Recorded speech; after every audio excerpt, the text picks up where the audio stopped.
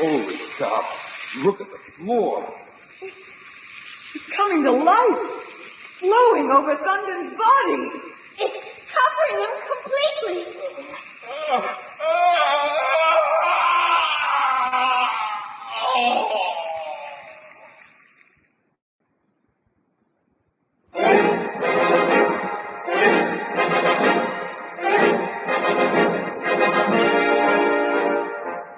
Here comes Monk Mayfair, the ape-like chemist. Razors! Ham Brooks, the sword-wielding lawyer. Take that! Rennie Renwick, the two-fisted engineer. Holy cow. Long Tom Roberts, the adventurous electrical genius. Pipe down, you guys. Johnny Littlejohn, the fighting archaeologist. I'll be super amalgamated. And their leader, the greatest adventure hero of the 1930s, the man of bronze, Doc Savage. The Variety Arts Radio Theater, by special arrangement with Condé Nast Publications, presents The Adventures of Doc Savage, a new series of radio adventures based on the novels by Lester Dent. Today, The Crawling Terror, Chapter 7 of the fantastic story, Fear Key. Doc Savage and his crew, on the remote Caribbean island of Fear Key, have been captured by the evil Santini and his Fountain of Youth gang.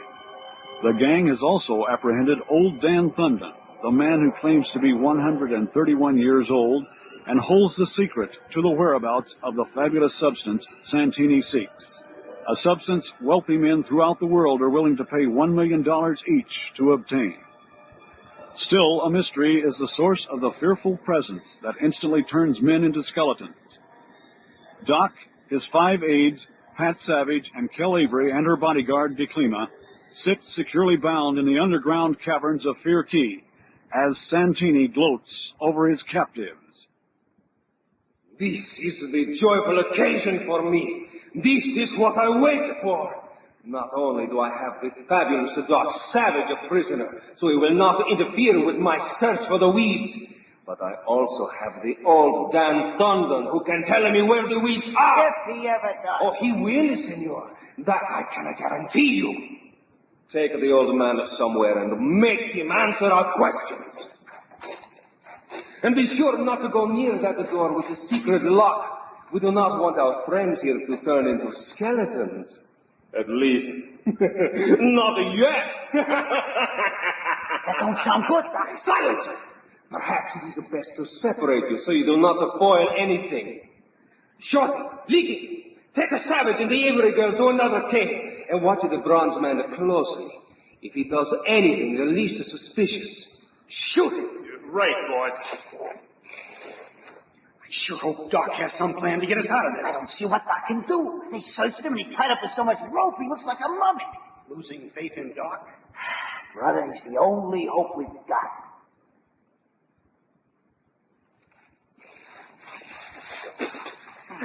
Monkey, this guy weighs a ton. Pipe down, Shorty.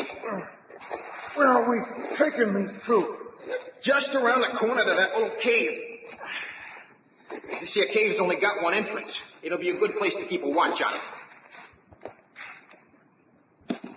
Okay, you guys can beat it. Shorty and me'll watch these two. Don't we keep the lanterns on them? Nix. Santini says the bronze guy can hypnotize you with his eyes. Now, I ain't taking no chances. Point the lanterns past him. And we'll keep watch over by the corner so he can't jump us.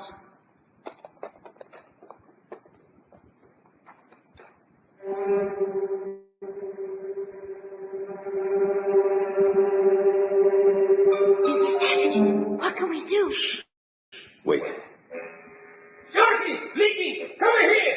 But, boss, we're what? Got it. Come here, I said. He will not escape any minute I need you. Okay, boss. Come on, Shorty. Quickly, Miss Avery. It won't take them long to discover the trick. What trick? That Santini didn't really call.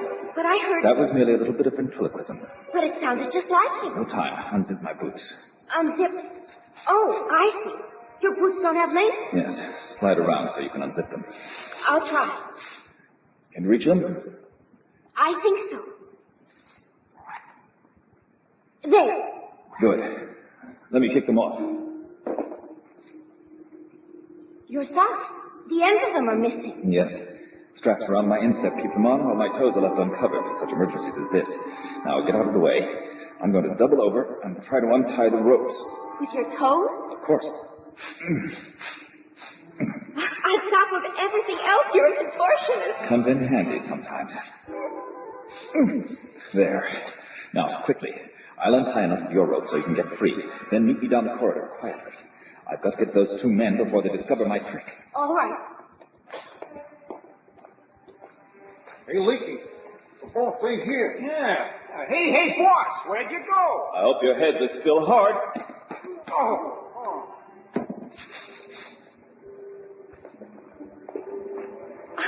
Mr. Savage, what happened to them? They won't be out long. Come on, Miss Avery, back to the main cavern. Are we going to rescue your men? Not yet. An attempt to free them would surely mean a fight. That would be noise and an alarm. First, I want to find Dan Thunder. Here's the main cave. Yes. Everyone's still here, including Pat and your bodyguard, the cleaner. And a number of Santini's men are watching them. They took Dan Thunden off that way. Yes. We can slip by without being seen. Quiet now.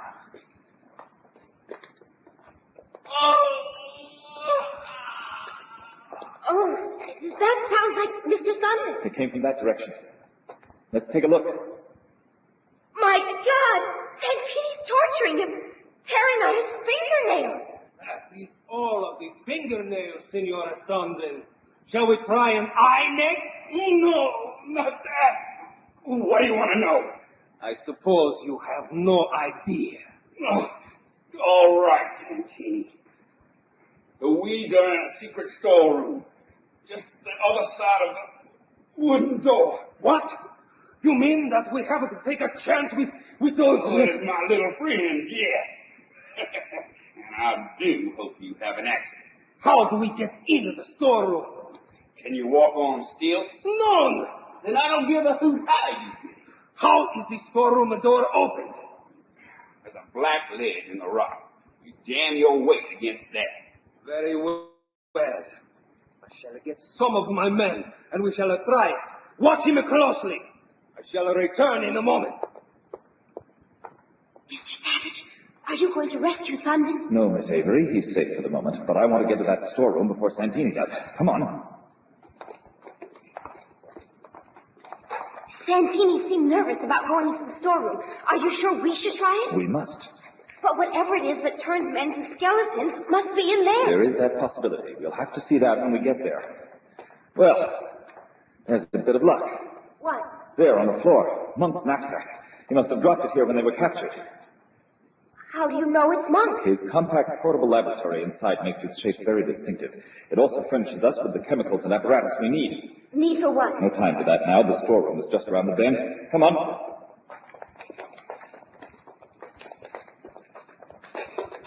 Here we are. Now what? Wait. Let me listen at the door. No sound. Let me try the secret catch.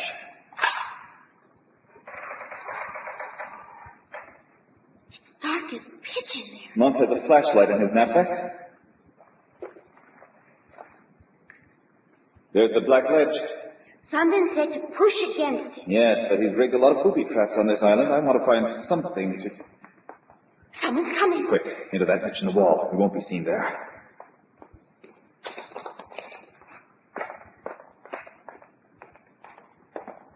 It's the one who's always sweating, leaking. He came to quite quickly. He's going to the black ledge. Yes, he obviously overheard Thunden talking, and he's decided to double-cross Santini. He's throwing his weight against the ledge. Oh, my God! He was cut in half! Stay here. Very clever. A razor-sharp cleaver, roughly fashioned from the iron part of a sailing ship, rigged on a hardwood arm that flashes out when pressure is placed upon the stone. Oh. Come, Miss Avery. The secret to this mystery lies inside the storeroom. We must go on. Very well. Yes, here it is, in all the earthenware jars lining these shelves. But what is it? I'll open some. Leaves, dried and carefully packed. They almost look like tea, but not quite. What are you doing? Sprinkling a bit of chemical from Monk's knapsack on the lead. Someone's coming. Quick, back into that niche.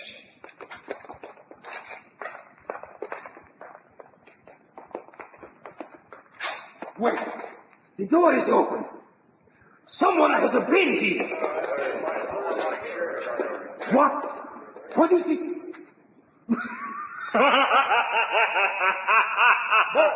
What is it? Do you not recognize the decapitated form on the floor, my dear Shorty? It is leaking. He's tried to pull the crook of the deal on us just like a damn Dundon. And now leaking is a fall into one of Dundon's traps. How beautiful! Is this it? Oh, let us see. See, this is it. At last, we have the material, and there is enough here to make us all rich men. See. You're going to keep your promise, ain't you? Back on Long Island, you said we'd all get some of the weed when we found the storeroom. Remember? See, I said it. And later, you can all... What? Sample the stuff. It's supposed to make a guy feel better right off, ain't it? It is. So what's wrong with trying it now? Very well. We shall try it at once. It must be mixed with water. We will take it back to the main cave and mix up a batch for all of us. What? The stuff that makes you live forever. The real fountain of youth. Hey,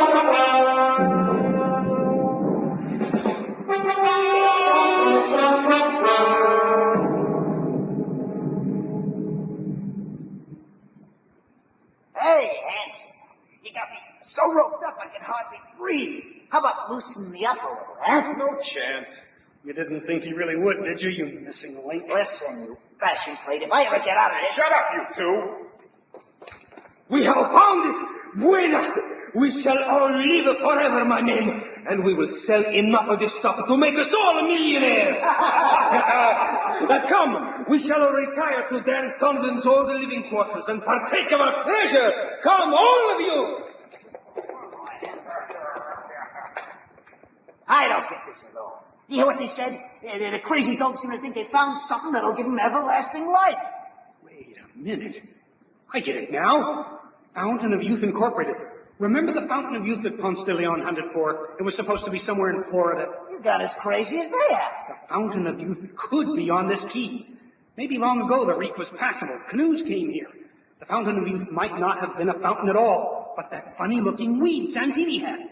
Maybe that plant does bring everlasting life. Nuts. Ham is eminently correct, Monk. Huh? Remember the wreckage we found that bore a pronounced resemblance to structural segments from an ancient Roman galley? Has that got something to do with this, John? It has emphatically. That wrecked galley was the clue that made me think of a legend from history which explains the presence of this weed that brings everlasting life, supposedly. I still say it's hooey. Ever hear of Cyrene? Who? Cyrene. Cyrene. Wasn't that a city that grew up about the time of old Egypt and Carthage? Indeed, Larry. Cyrene stood on a plateau. Its source of wealth was a fabulous medicinal herb known as silphium. Even the coins of Cyrene bore a design of the ruler watching his subjects weighing the remarkable plant. I remember. Legend gives the herb great powers, claiming it cured every ailment, wounds, even disease. Correct, Ham. Ships came from all over the world for the herb, and it became extremely high-priced. Eventually, the Romans took over Cyrene and put an enormous tax on silphium. The people of Cyrene were enraged and set about to destroy the herb to rid themselves of the high taxes. In time, silphium became extinct. I don't believe it. It's in the history books, damn it. Men have searched for years for sprigs of the plant. Wait a minute. Only a year or two ago, there was a newspaper story about an Italian doctor who thought he'd discovered some silphium again in Cyrenaica. Right, Pat. It's foolish to think that the people of ancient Cyrene would destroy so valuable a plant. So perhaps they loaded some on a galley and sent it off to an island or another part of the coast.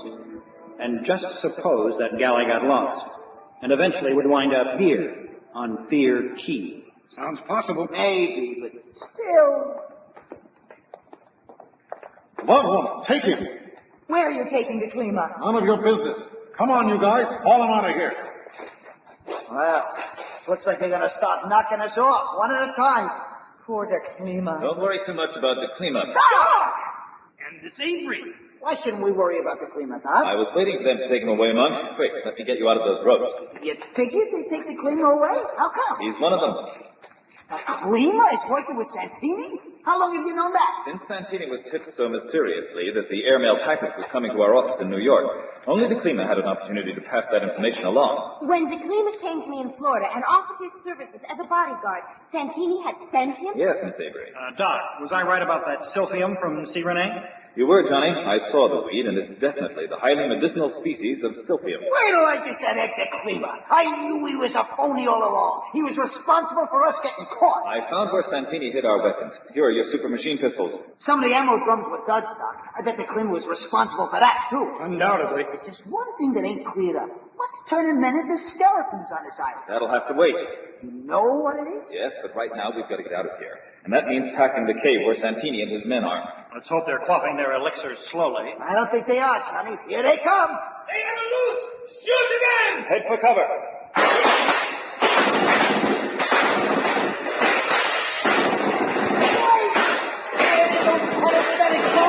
I couldn't find them. Santini didn't put them with the rest of our weapons.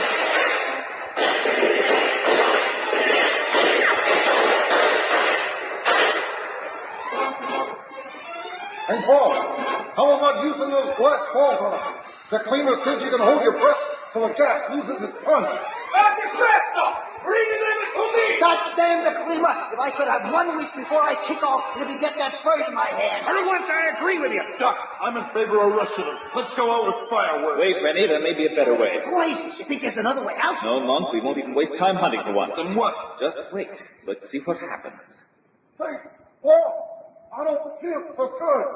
Senors, do you feel strange? But, Jim, we... Come on. Out there? Doc, we'll get killed. I don't think so. Holy cow. They're out cold. I've seen lots of unexpected things, but this comes nearer to magic than anything else. What happened to them? It's the silphium tea they drank. Huh? Is it poison? Not that I know of, Monk, but I put a powerful narcotic from your chemical knapsack into some of the silphium containers. You drugged them. Indirectly, yes. Now let's get out of here. We've still got to find the parts they took off our plane. Even if we don't find them, we could repair the fuel tanks in Santini's plane and ship the gas from our ship. I suppose Dan Thunden punctured Santini's tanks. Son, I forgot all about the old goat. What became of him? There's your answer. That explosion shook the whole island. It came from one of the entrances. Thunden was tied up last I saw him. He must have gotten loose. He's tremendously strong. A living example of how effective this fountain of youth is. Look, there. Thunden. I've got Santini's grenade. I close one entrance, and I'll get the other one after I let my little friends loose. When I open up the place again, there won't be nothing left of you but bones. After him! Where's he heading for, Doc? There's a heavy wooden door that shuts off part of the cavern. Seems to be making for that. What's behind the door? The things that made that skeleton we found on the beach and turned Hallett into one like... That old man's dangerous. If we don't head him off, he'll assume us here and turn loose whatever's behind that door. There's the door ahead. Thunder's just opening it up. Blazes. He's on stilts. Yes, that'd make sense. Look, he can't keep his balance running so fast. He's falling off the stilts. Holy cow. Look at that floor. It's coming to life.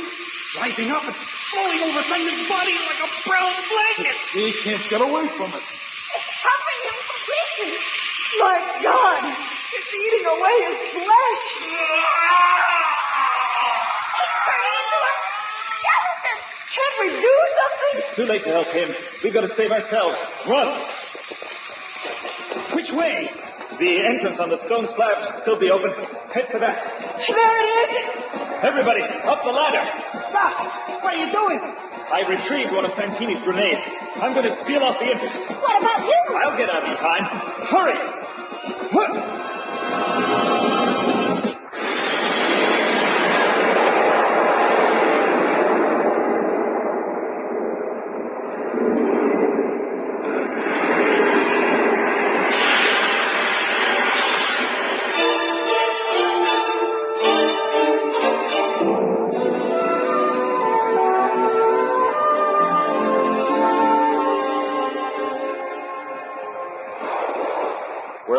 gas tanks are repaired and the fuel's been transferred, we can leave any time we like. Aren't we going to try to dig Santini and his gang out? I suspect there's little left of them but bones, Pat. What was that thing that flowed over Dan Thunder? Carnivorous formicodia.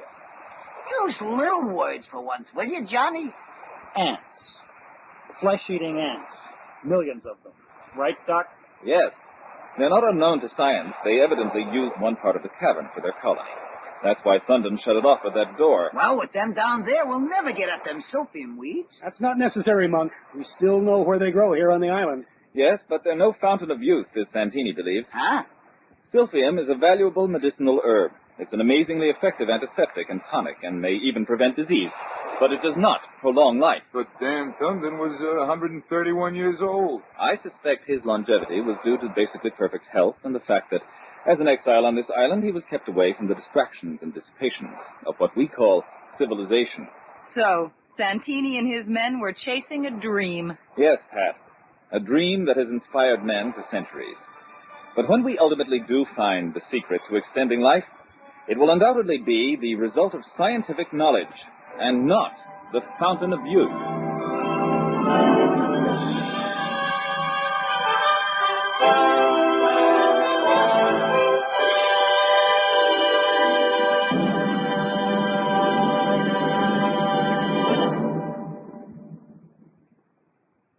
And so, Doc Savage solves the riddle of the mysterious Fear Key and brings back to medical science the fabulous silphium weeds. But even as Doc and his party wing their way back to civilization, half a world away, sinister forces are at work, and Doc Savage will soon find himself caught up in one of the most dangerous adventures of his career. Don't miss The Black Stick, the first chapter of The Thousand-Headed Man, next time on The Adventures of Doc Savage.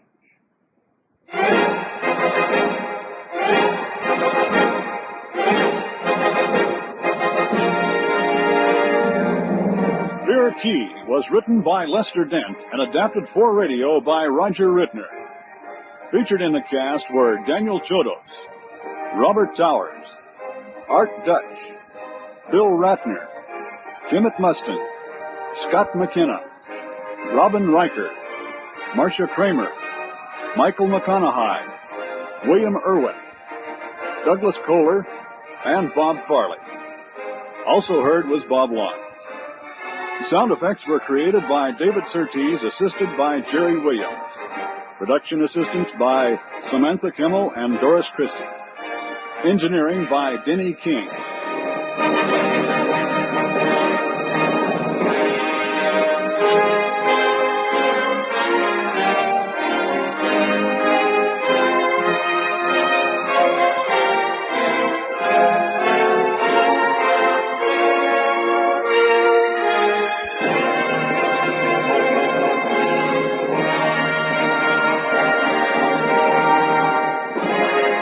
The Adventures of Doc Savage is produced and directed by Roger Rittner and is a presentation of the Variety Arts Radio Theater.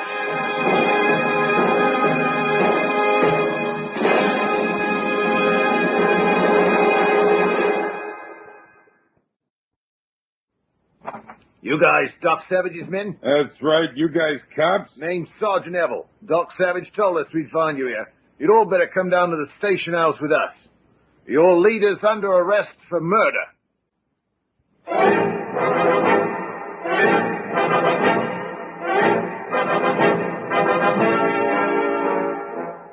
Here comes Monk Mayfair, the ape-like chemist. Razors! Ham Brooks, the sword-wielding lawyer. Take that! Rennie Renwick, the two-fisted engineer. Holy cow! Long Tom Roberts, the adventurous electrical genius. Pipe down, you guys. Johnny Littlejohn, the fighting archaeologist. I'll be super amalgamated. And their leader, the greatest adventure hero of the 1930s, the man of bronze, Doc Savage. The Variety Arts Radio Theater, by special arrangement with Condé Nast Publications, presents The Adventures of Doc Savage, a new series of radio adventures based on the novels by Lester Dent.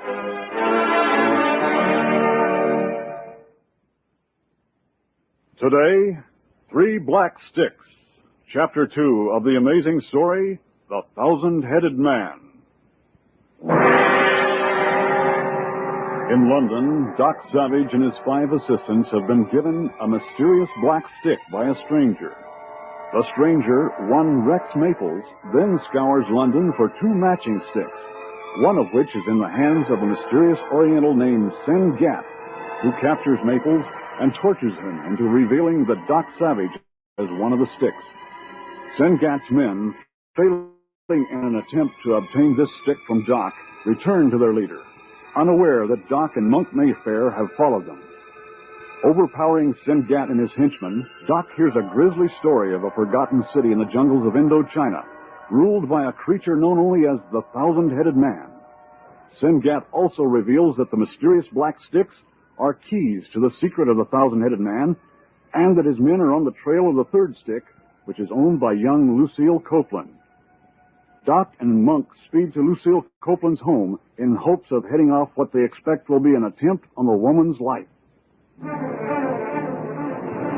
We just tied on to Wallabout Street, Doc. Yes, Monk. Number 90, where Lucille Copeland lives, should be just ahead. There it is. Stop here, driver.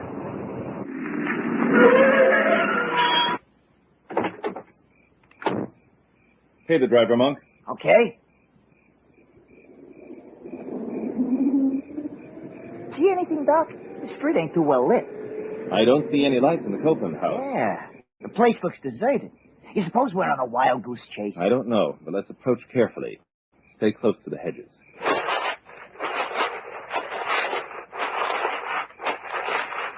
Wait, Monk. I smell something. Something sweet. There's roses growing at the next house over. No, in addition to that. Wait. Look, moving toward that tree. Huh? Where? Down, Monk. Blazes! Did you see who shot at us? Yes, it was a woman, a very attractive, dark-haired young woman in gray tweed. Lucille Copeland? Perhaps. See her, Monk? There, in the shadow of that large elm tree. Oh, yeah. We're too exposed here. Follow me through this door. Hey, look! There's a door. That one went high. Let's try that door. Hey, what's going on? Sound like the whole neighborhood woke up.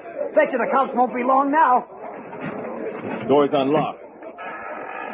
Think it's safe to go inside? No less than being shot at out here. I have a flashlight. Have your super machine pistol handy. All set, Doc. I got mercy bullets in the drum, so no one will be hurt. Good. Here comes the light. Yo! Corpses! 3 of them! Yes. Malays. Probably some of Sen Gat's crew. Still warm, too. They're sure a mess, ain't they? Yes. Look at those chest wounds. They're ragged. I'd say a crease cost them. Yeah. That's one of them wavy Malay swords. This don't make sense, Doc. Or does it? I know that trilling sound you make, Doc. You've discovered something important, haven't you? Yes, Monk. You see that bottle of perfume on the table? Huh? I recognize the brand. It's the same scent as the one I smelled outside when the woman ran past. Blazes! That means she lives in this house and is probably Lucille Copeland. But what did she shoot at us for? She may have been frightened. Obviously, these 3 murders were committed not many minutes ago. We'd better... That may be her now.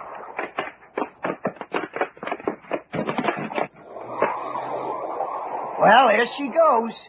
Boy, if somebody ain't called the cops by now, it'll be a miracle. Yes, back inside, Monk. We only have a few minutes. Now what? While I alert the rest of our crew, you search the house for anything that might explain the mystery. Particularly, look for another black stick. Gotcha, Doc. Operator, connect me with Rennie Renwick at the Piccadilly House, please.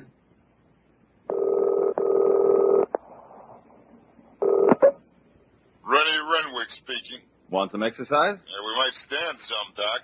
We left a man named Sen Gat and some of his followers tied up at 55 River Street in Shoreditch.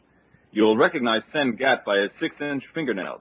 Watch them until we arrive and see if you can find out anything about the Thousand-Headed Man and the 3 black keys. Huh? The black stick thrown to us at the airfield is one of 3 black keys. We've got 2 of them now. Holy cow, this is sure getting to be a strange business. And bloody, too. 3 men have been knifed so far. Watch out for more of Sengat's men who may return to that house. We're on our way, Doc. No identification on them bodies, Doc. But I found some letters to Lucille Copeland. No black stick, though. Maybe a more thorough search will turn something.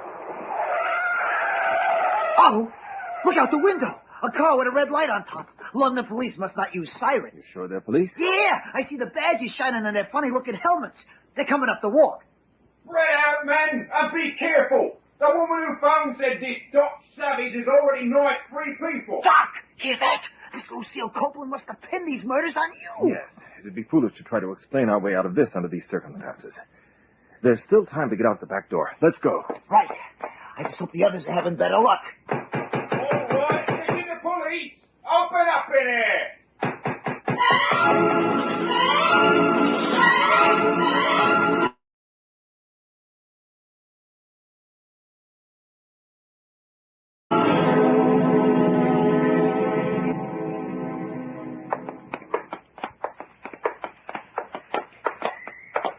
This is it, fellas. The address Doc gave me looks quiet. The whole neighborhood looks quiet.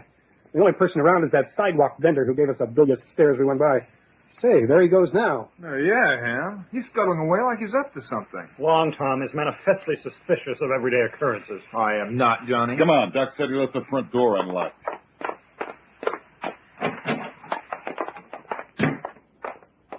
Holy cow! Look! Somebody beat us here. There's only a pile of cut ropes lying where Sengat and his gang were. Well, no use crying over spilled milk. Come on. Doc will want us to look around while we're here.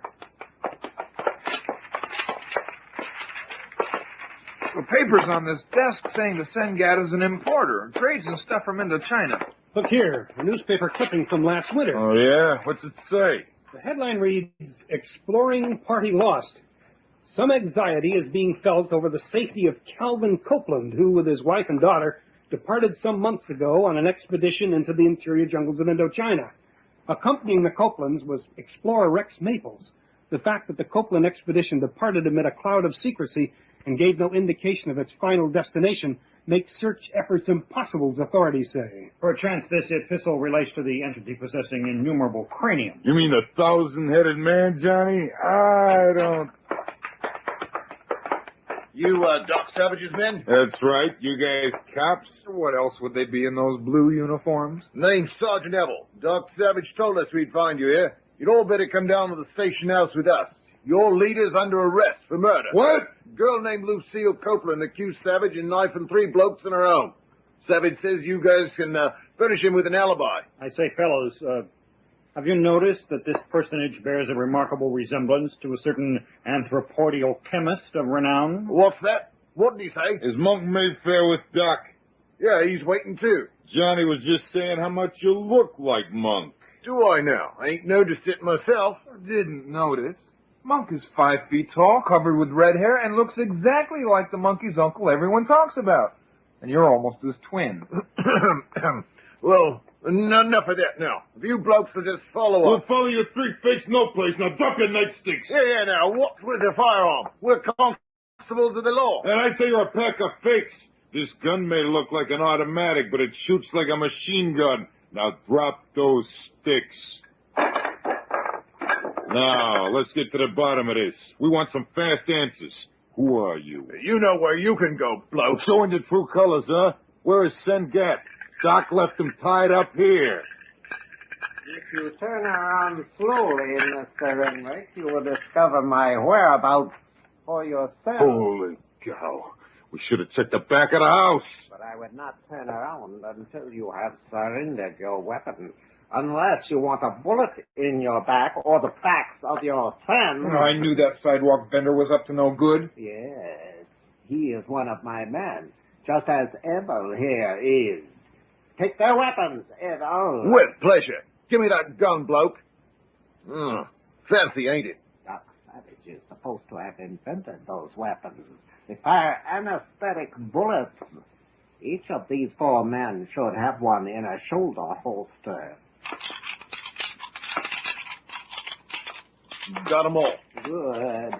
I plan to lure you into our little trap worked well, don't you agree? Okay, so the Bobby uniforms put us off guard. What now? We shall search you. You may have one of the black keys. Evers!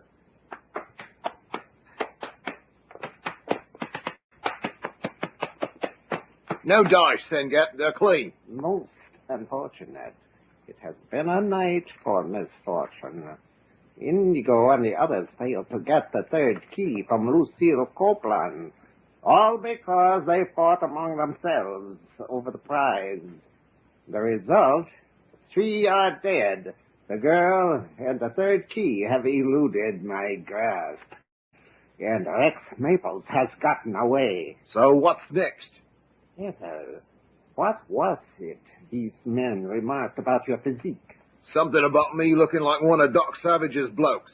Monk, his name was. Yes, Monk. Quite fitting. If we move quickly, it might be possible to put this half-day's resemblance to good use. Tie up Savage's men.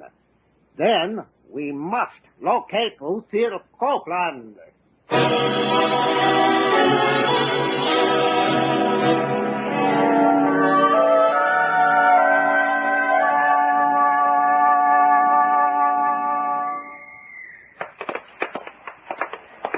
This Sengat's house, Doc. Phew, I never thought we'd get here. All that walking. Hey, look.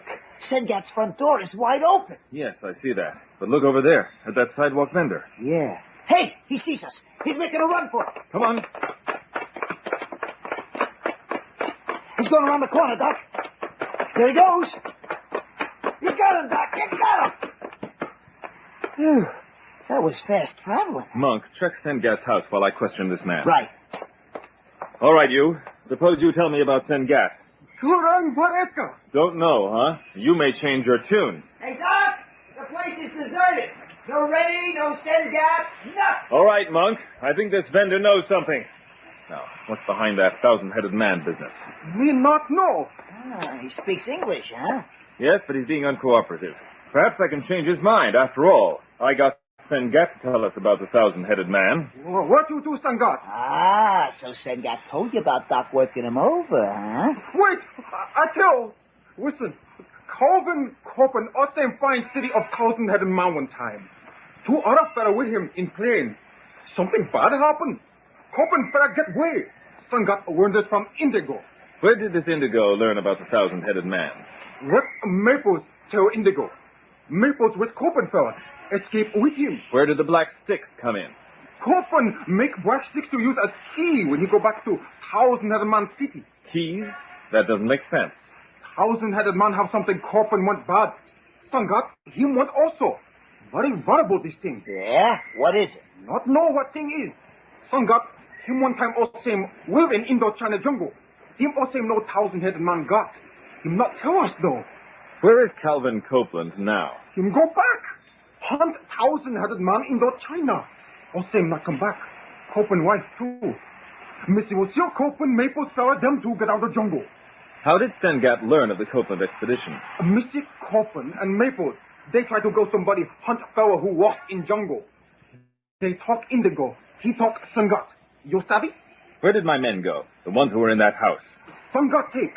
Not nowhere. Blazes, Doc. Sengat's got Rennie and the others. We gotta find them. We will, Monk. Once we... There we go. Get him! Cops! They found us. They're coming right at us. There are only 5 of them, Monk. I hate to assault officers who are only doing their duty, but I'm afraid we have no choice. We can't afford to be arrested now. Gotcha, Doc. Here they come. Now!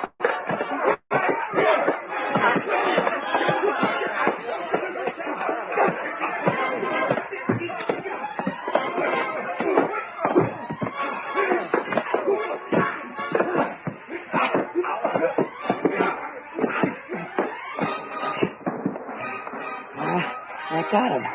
I didn't bop him hard, just enough to lay him out. Good. Let's get back to the hotel. I still have the 2 black sticks I took from Sengat. Maybe a chemical analysis will tell us something of what they are. Okay, Doc. Let's hope we can get back to the hotel without any more bobbies landing on us.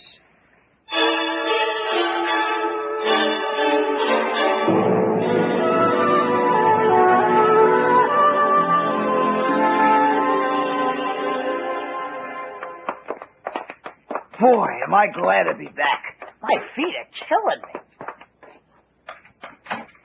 Evidently, the police haven't thought to post guards at the hotel. Hey, there's somebody in our room. A guy and a girl. And she's got a gun, Doc. Doc? Are you Doc Savage? Yes, and you are the woman who shot at us earlier this evening. She is? Oh, then I may... A mistake, I'm sure. That is, if you're talking about shooting at us. Why don't you lower that pistol? Of course. Maybe I can explain this, Mr. Savage. This is Lucille Copeland, daughter of Calvin Copeland, the famous explorer. Yes, I know. And you are... My name is Rex Maples. I'm an explorer, too. I threw that black stick to you at the airfield. I see. Mr. Savage, my father and my mother, I want your help in finding... Let's clear up the matter of you shooting at Monk and myself first, shall we? I can explain that. After I threw the stick to you, I went to get the second stick from an Oriental named Sengat. But I was captured. Indigo, one of Sengat's men, threatened to brand me unless I did what they wanted. Which was? To go along with Indigo and his men to Lucille's house, pretend they were friends of mine, and get Miss Copeland's black stick. I see. I gave them the stick, but then they began to fight among themselves. The one called Indigo wanted the stick for himself.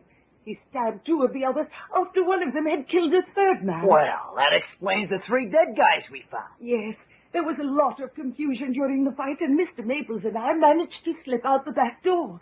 We split up, and then you showed up. I fired over your heads to warn you off, and then I ran. Huh. We must have just missed that Indigo character by a hair, Doc. I met Mr. Maples at a prearranged spot. We decided to come to you. Then Indigo has the third black stick. No, I snatched it during the fight. Here it is. Yes. Just like the others. Just a round stick of something like rubber. Except it isn't rubber. Boy, this is swell. Now we got all 3 of them. Yes? This is Sengat. I have words of wisdom, Savage. So have I. Turn my 4 men loose, now. Precisely what I want to discuss. I propose a trade. What kind of trade? Your men for the black sticks. No deal, Sengat. You fool! Your men will die horribly at my hands. And a tip to the London police that you are at your hotel will mean your apprehension. You're still wanted for murder, you know. That was a nice piece of trickery. Yes, wasn't it? A woman did call the police. But of course it was not Lucille Copeland. I know. Call me in an hour, Sengat. I'll have an answer for you then. You cannot fight me successfully, Savage. I am... That was Sengat? Yes, he wants to trade the black sticks for 4 of my men he has captured. How awful. What are you going to do, Mr. Savage? Operator, Scotland Yard, please. Scotland Yard, this is operative SX73182. Somewhere in London is a large clock which has just struck 4 o'clock. That's right, an hour off. I need the location of that clock as soon as possible. Put out a general call on it. I'll call back in a few moments. What was that all about, Doc? When I spoke with Sengat, I heard a large clock in the background strike an hour late. I want to know where that clock is. But won't Scotland Yard know where you are now? No, Miss Copeland. My operative number is a secret identification. The person I spoke to responds only to the number. I was assigned it as an honorary representative of the Yard some years back. Yeah, Doc gave him a hand on an important case. They were real grateful. Now, while we await developments, why don't you tell me your side of the mystery, Miss Copeland? Beginning with the 3 black sticks. They are keys, are they not? Yes, Mr. Savage. You see, there's a city in the jungles of Indochina where, legends say, lives a man with 1,000 heads. Yes, we know about that. And I know that your father found this city, escaped from it once, and then returned with you and Rex Maples. Why did he go back? He said he was going to rescue his pilot and mechanic, who was still alive. But you think there's more to it than that. Yes. I think there was some other attraction. It must have been something tremendous, because he became obsessed with returning to the city. And Sengat knows something about it, too. Otherwise, he wouldn't be so hot to get those keys. When my father returned from that first expedition a year ago, he was suffering from a high fever. All he did was rave deliriously about the 1,000-headed man and stare crazily at a small bag he brought back with him from the jungle. A bag? fear. He would often shut himself up in his room alone with it. I think he was experimenting with whatever was in the bag. When did these black sticks enter the picture? Last winter, during the second expedition into the jungle. You see, Mr. Maples here was hired to head the rescue mission, and I went along too. It was a long, hard trip, but when we got near the city of the thousand-headed man, my father became very agitated. It was then that he gave Mr. Maples and myself and one other member of our party one of the black sticks apiece. Did he explain what they were? No, he intended to, I suspect, but there was no time. He only told us that they were the keys with which we could enter the presence of the thousand-headed man and survive. Say, Doc, if Copeland gave each one of them the keys, then one must be all they need. Correct. But Sengat doesn't know that. That's why he's after all three. Go on, Miss Copeland. The most horrible part comes next. The night Father gave us the sticks, the jungle was particularly still. Even the birds fell silent after dusk. It was as if the jungle was cursed. And then something happened. What do you mean? I don't know how to explain it. At first, we heard a weird sound, like many cats hissing angrily. And with it came a peculiar fluttering among the leaves. Father awakened us. He started yelling about the black sticks. Suddenly, I felt ill. My head swam. I couldn't think straight. Father felt it too. He told me to run for my life. He pushed me out into the jungle, and I remember running through the undergrowth for what seemed like hours.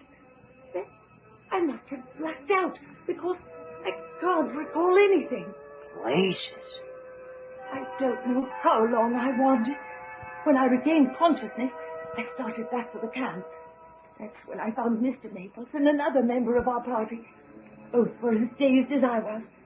We tried to find my father and the others, but we became lost in the jungle. After a while, the other man died. We took his black stick and eventually found our way to civilization. Can you add anything, Maples? Almost nothing. I was overcome by the same thing that affected Miss Copeland.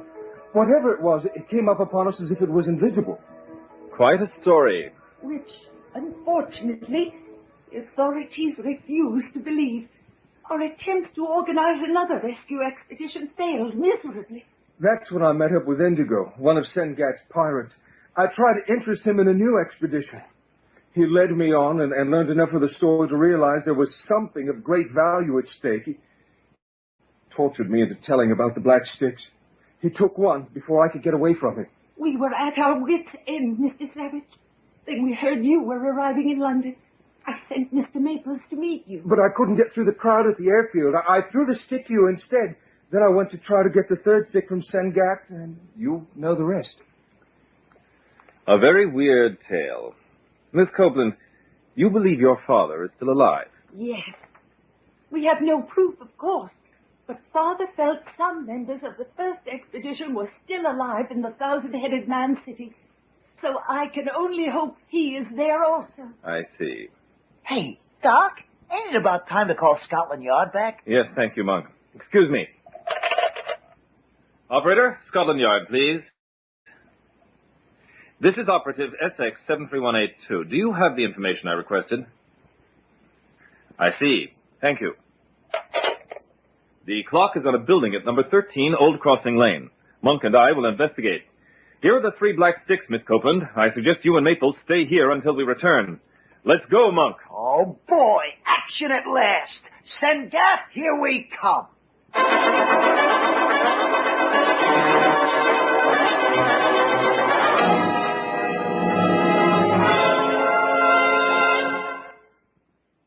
Will Doc succeed in rescuing his 4 friends held by Sengat? Can he locate the missing Calvin Copeland? And just what are the 3 black sticks that everyone seeks so desperately? Don't miss Flight into Fear, Chapter 3 of The Thousand-Headed Man, next time on The Adventures of Doc Savage.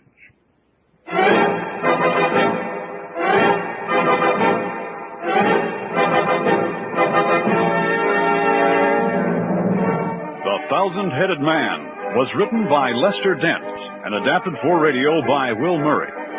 Featured in the cast were Daniel Chodos, Robert Towers, Bill Ratner, Ann Ross, Kimmett Mustin, Art Dutch, Bob Farley, William Irwin, Michael McConaughey, and Scott McKenna.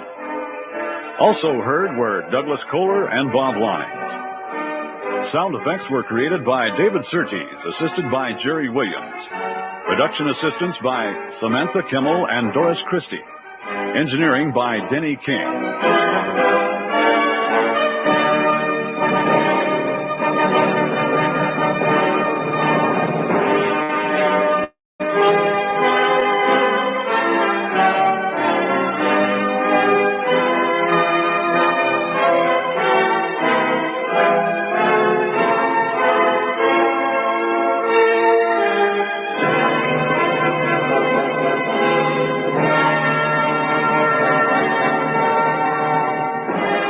The Adventures of Doc Savage is produced and directed by Roger Rittner and is a presentation of the Variety Arts Radio Theater.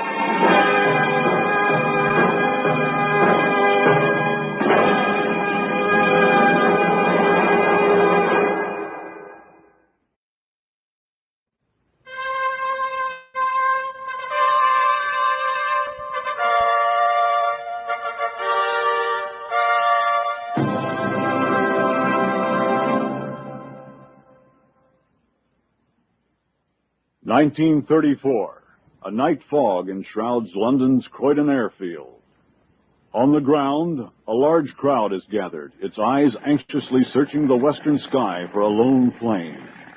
Newspapermen jostle ordinary citizens, and London's bobbies busily struggle to keep the throng away from the tarmac. I say, I haven't seen the airport this crowded in years. Why all the watchful waiting? Joe, don't you read the sheets? Newspapers? No, Rex Maples don't have to read. Well, Maples, if you did, you'd know who's coming in today. Somebody special, eh? I'll say. You ever hear of the Yankee they call the Man of Bronze? No. Well, he's a giant of a chap, with skin and hair the color of metal. That's why they call him the Man of Bronze. And he's got peculiar eyes, golden eyes, they say, with specks in them so they appear to swirl hypnotically. They say no living man has greater strength. Never heard of it. Well, this Bronze Man is one of the world's greatest surgeons. And he's made scientific discoveries your children will read about one day. And his work in aviation... How many blokes you telling me about? One, of course. I think you're joshing me. Listen, a few weeks ago, there was a revolution in Colby, in the Balkans. This Yankee put a stop to it, single-handed. Now he's on his way back to America. His plane's expected any minute. Understand he designed it himself. What's this Bronze Man's business? Well, evidently he travels around the world aiding those who need his help. Soldier of fortune, eh? Charges plenty, I'll wager. On the contrary, he doesn't accept fees. Deuced wealthy, I hear. I say, if I was in a jam and went to the bronze bloke, would he help me? They say if he thinks you're deserving enough, he'll do just that. What's his name? Clark Savage, Jr. is his real name, but everyone knows him as Doc Savage.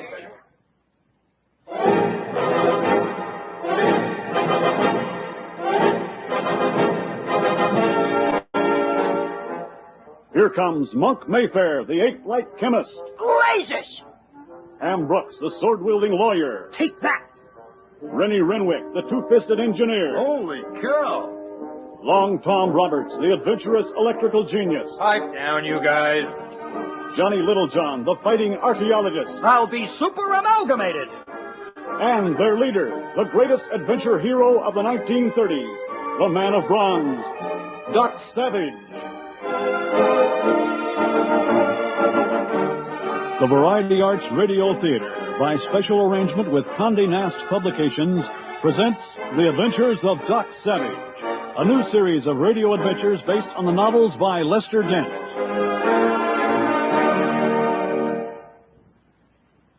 Today, The Black Stick, Chapter 1 of the amazing story, The Thousand-Headed Man.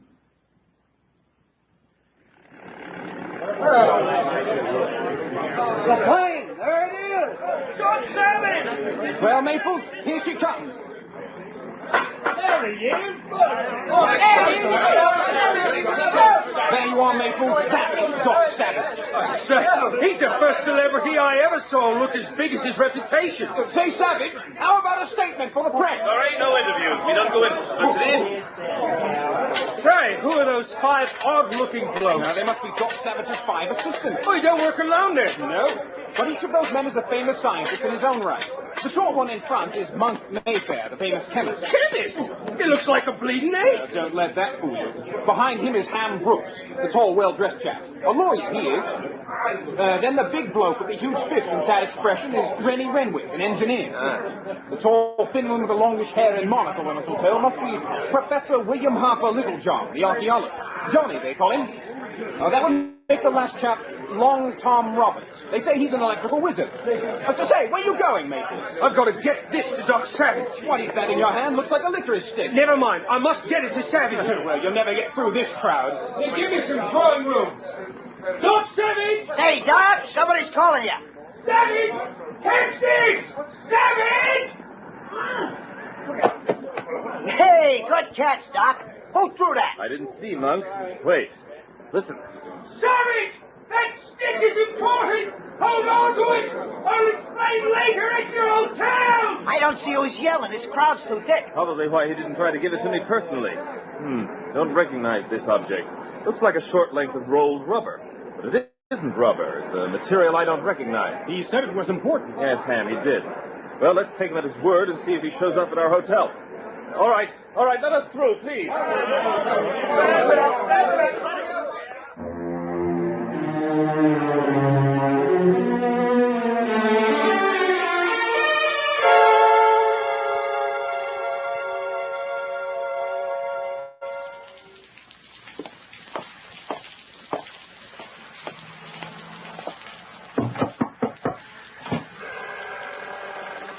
Oh, yes.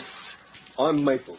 I want to see that heathen Malay Sengat. Oh, really, sorry. No catchy such man in this place. You tell Sengat I'm here, or you all same catchy hell. You all same come alongside big mistake. No sin get. No? Oh. We'll just drag you out of the way here.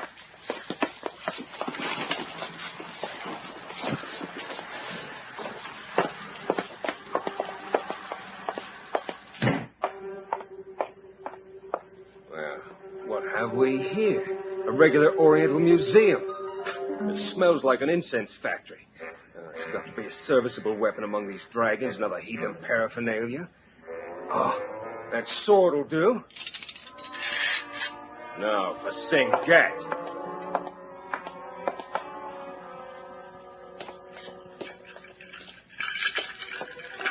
Stand still, Sengat. I see you're still wearing golden protectors over those mandarin fingernails of yours. They make you look like a blasted spider. Now put your hands up, or this sword will do more than just nudge your stomach. Thanks. Speak English, damn you. Welcome, Rex Maple. Welcome. Oh, sure I am. Now let's just see how well healed you are. What's this? Only one automatic? I was not expecting illustrious visitors. What's this? A dagger. That's more like you. Now let's get down to business. You know what I want, and I know you've got it in a hidden safe somewhere in this smuggler's den of yours. I am importer, not smuggler. Call it what you like. Let's take a look in that safe. Please to remove knife from belly first. Nothing doing. Where's the safe? Behind wall hanging. Please to follow. Right here. Don't touch that tapestry. Let me.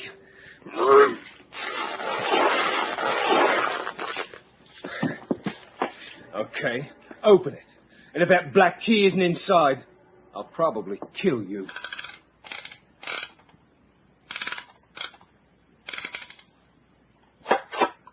Safe now open. I can see that.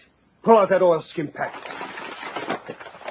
Here you are, Maple. Yeah, this is it. Just like the other one.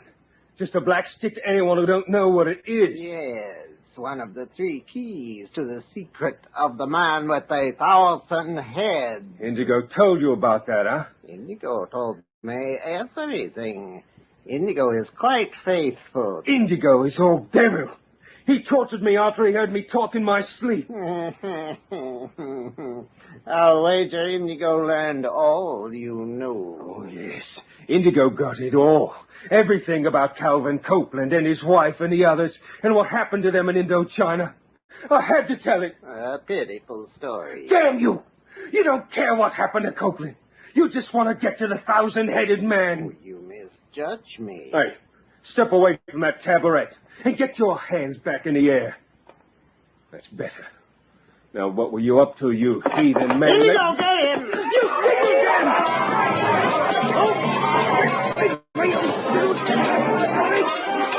He's outnumbered! Frame him!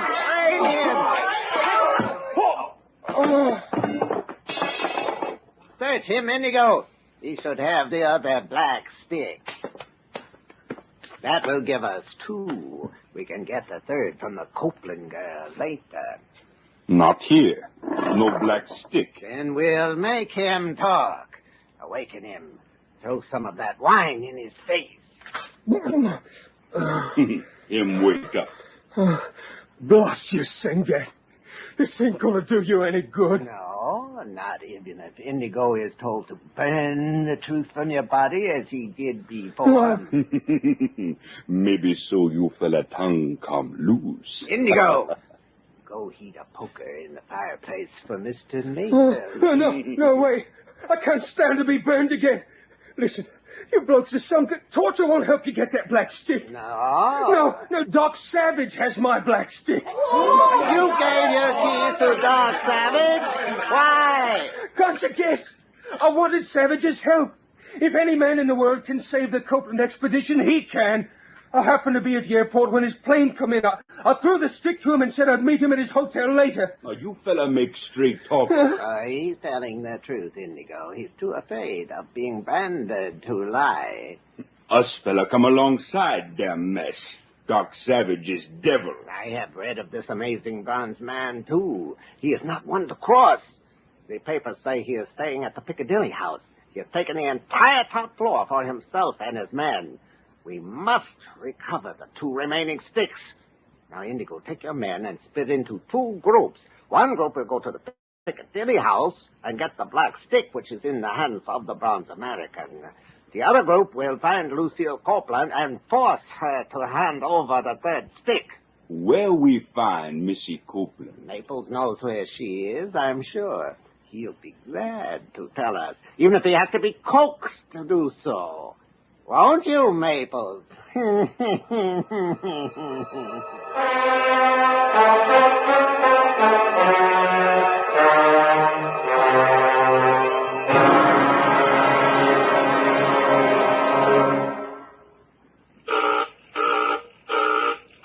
Doc. What's that buzzing? That's Long Tom's metal detection device. He installed it at the head of the stairs leading to this floor to warn us of approaching visitors. Here, let me shut it off.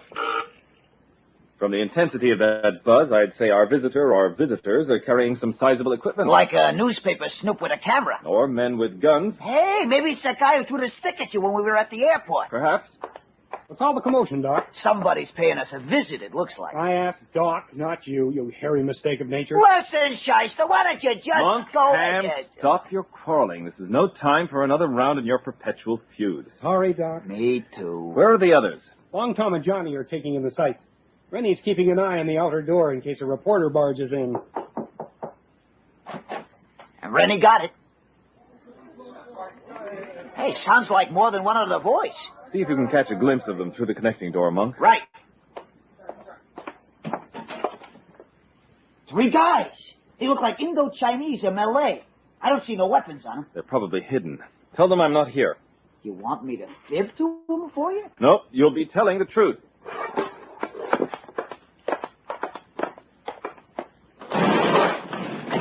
I'll be out on the window ledge. Extraordinary. Doc said he'd be out on the ledge, but there's no ledge to speak of on this floor. Doc's a regular human fly. If there's any cracks between the bricks, he'll be holding on to them. I've known Doc for years, but his strength still manages to amaze me. Well, while you're busy being flabbergasted, Shyster, I'll nosy out and see what our funny-looking guests are all about. You fella Doc Savage? No, I'm Rennie, Colonel John Renwick. We like he speaky Doc Savage. Doc just left. Doc Savage, him come back soon. Maybe. What you want with him? Doc Savage got a black stick. Him very much valuable. We come to help watch his stick. The black stick that was tossed to Doc at the airport? I had a hunch that meant trouble. You say you've come here to help us guard a black stick? You catch the idea. Well, what's this all about? Black stick, him very much want by some fella. By who? Very sorry. No can tell. Most man he come to this place by and by, maybe saw him talk to you, savvy? Huh? Doc Savage belong black stick? You mean, has he got it? Before we spill anything, you guys have got to tell us a story that means something. Who's supposed to have given his stick to Doc Savage? Bossman. What's his name? No can tell. What is this black stick anyway? Looks like rubber, but it isn't. Very sorry. No can tell. We're getting no place fast. I don't know when Doc will be coming back, but give me a minute and I'll check. He might have left a note behind or something. I heard most of what went on, Monk. Good for you, fashion plate. I gotta check with Doc. Hey, Doc, you still out there? Yes, Mom. I ain't getting nothing out of him, Doc. Should I go ahead and scare him anyway? Do that. Give them time to travel a little and then meet me in the lobby. Ham and Rennie are to stay here by the phone. Gotcha. Sorry, boys, I can't find any message from Doc. No telling when he'll be back. What's that? Oh, that? Just my pet pig, habeas corpus.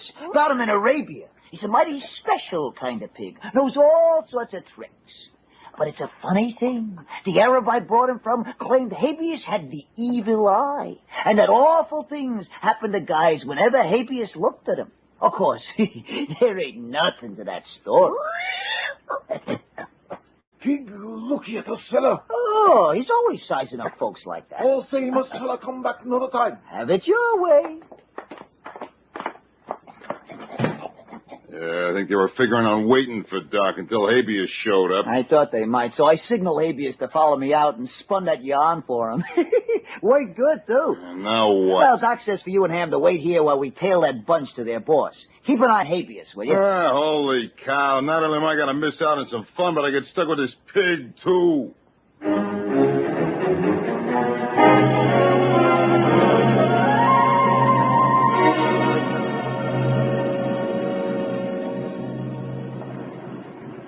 Good thing we snagged this cab when we did, Doc. Them Malays or whatever they were had a car stashed around the corner of the hotel. Yes. Now, I saw the cab coming, so I climbed down the front of the hotel and hailed it. Well, we're right behind them.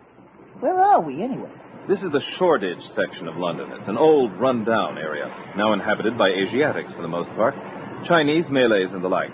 Rather like a cosmopolitan limehouse, London's equivalent of Chinatown. Yeah. Now that the rain's let up, I can see sidewalk vendors hawking food and stuff.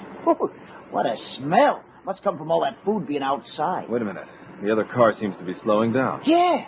They're stopping in front of that quiet-looking place up ahead. Driver, turn the next corner. We're getting out.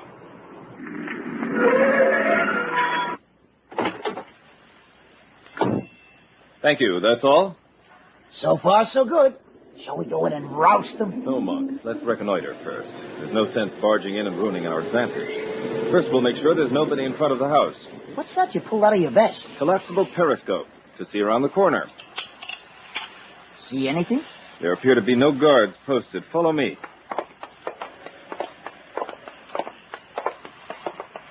There's an open window. Yes. Get down. I'll check out the room with the periscope. Room appears to be empty. Come on, through the window.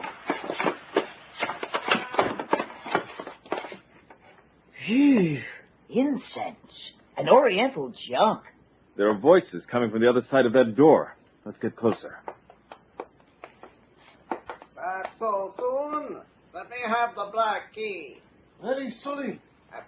Sal, why did you not get it? Us fella come alongside Evil Eye. I don't understand. Did you see Savage? Savage fella, not there. Black stick not there. Fella with pig told us so. Pig all same have Evil Eye. Us fella leave. I told them Habeas had the evil eye. That sent him running. Good.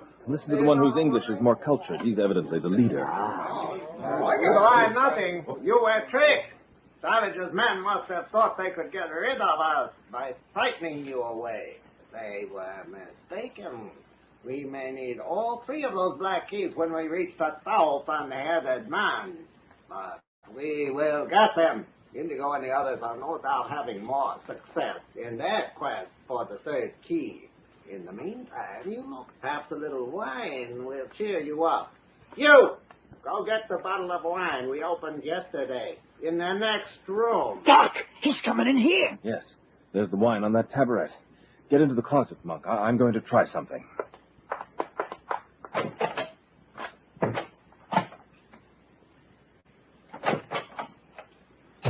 Whew. How did you get back to this closet in time? Quiet. Shh. Give him time to get the wine and take it back to the others. All right. Come on.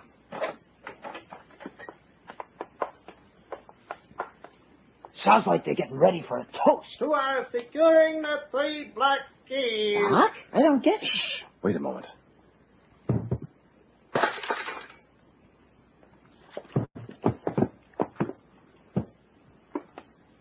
That should do it. Come on. Blazes! They're out cold. What'd you do to them? I poured a small vial of liquid anesthetic into the wine bottle. Had it in my equipment vest. Well, it sure did the trick. Let's find the leader. Probably this one. He's the only one I don't recognize from the bunch at the hotel. Say, look at his fingernails. Yes, he's wearing solid gold finger caps. Among certain merchant classes in the Orient, long fingernails are a sign of wealth. The luxury of avoiding work with one's hands. Well, this guy sure ain't done any work in a long time. These nails are so long they've curved up into talons. Must be 6 inches long. Which is why he wears the gold protectors. Keep them from chipping or breaking. Well, now that we got him, what do we do with him? I think we'll question the leader with some truth serum I have with me. Put him on that couch while I prepare the syringe. Okay. Whew, this bird's heavier than he looks. Must be them dang fingernails. Roll up his sleeve.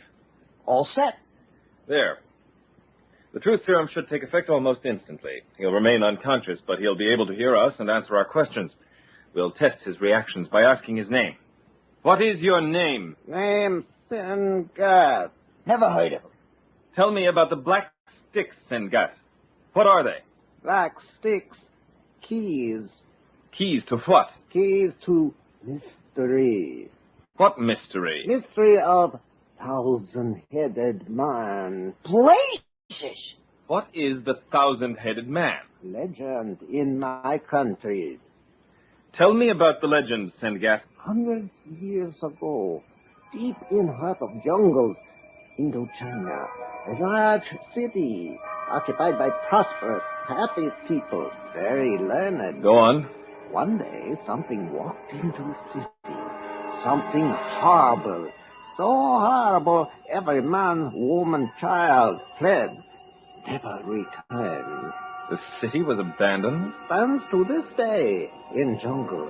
No one knows where. Just as built. But legends tell of one who remained. One man left in the city. One left. Thousand-headed man. This is giving me the creeps, Doc. Could he be telling the truth? Why are the 3 black sticks called keys to the thousand-headed man? For centuries, all who go near thousand-headed man die. Keys may be charmed. Ward off death. With much money. Must get keys. My man get the 3rd. Who has the 3rd key? Indigo. And my man, by now. What do you mean, by now? Indigo went to Lucille Copeland. Girl has the key. You give it to Maples. Maples with Indigo. Maples? Who the blazes is Maples? Could I help the girl if I went to her now? Maybe. What is her address? Regent's Park, number 90, Wallabout Street. We better move fast, Doc. Right, but we'd first better tie up Sengat and his men. They won't be unconscious more than an hour or so. Those wall hangings should make dandy ropes. Good enough, Monk. Then we have to hurry. Lucille Copeland's life is unquestionably in danger.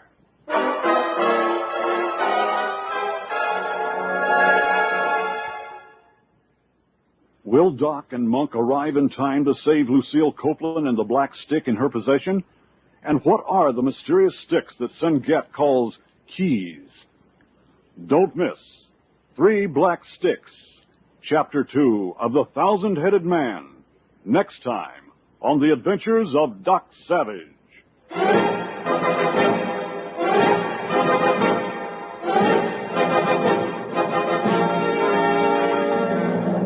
The Thousand-Headed Man was written by Lester Dent and adapted for radio by Will Murray. Featured in the cast were Daniel Chodos, Robert Towers, Bill Ratner, Bob Farley, Art Dutch, Michael McConaughey, Douglas Kohler, and William Irwin. Also heard were Glenn Shaddix, Scott McKenna, and Bob Lyons. Sound effects were created by David Surtees, assisted by Jerry Williams.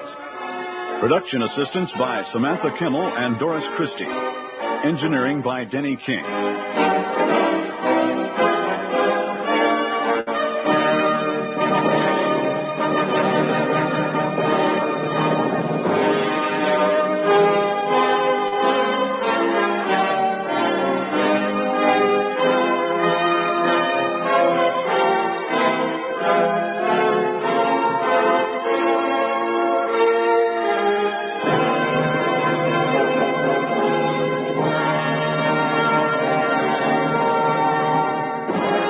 The Adventures of Doc Savage is produced and directed by Roger Rittner and is a presentation of the Variety Arts Radio Theater.